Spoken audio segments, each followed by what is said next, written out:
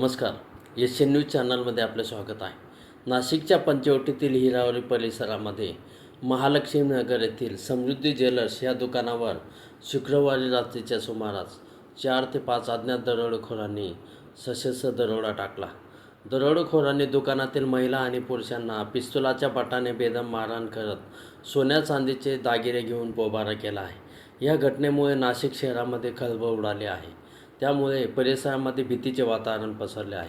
या संदर्भात मिळालेल्या माहितीनुसार पंचवटीच्या हिरावाडी परिसरात समृद्धी ज्वेलर्समध्ये रात्री 9 वाजेच्या दरम्यान 4 ते 5 संशयित ग्राहक बनवून दुकानामध्ये शिरले.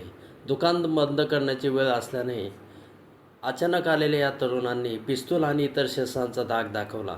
त्यांनी दुकानाचे मालक आणि तिथे उपस्थित असलेल्या महिलांना धमकावण्यास सुरुवात केली. संबंधितांना प्रतिकार करण्याचा प्रयत्न केला असता दरोडेखोरांनी क्रूरतेचा कळस गाठला.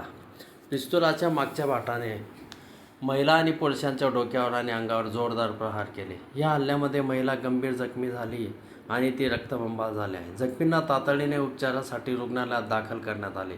मारहाण केल्यानंतर दरोडेखोरांनी दुकानातील सोन्याचे दागिने आणि मौल्यवान वस्तू घेऊन ते पसार झाले आहेत. दरम्यान ह्या घटनेने नाशिक शहरामध्ये खळबळ उडाली आहे.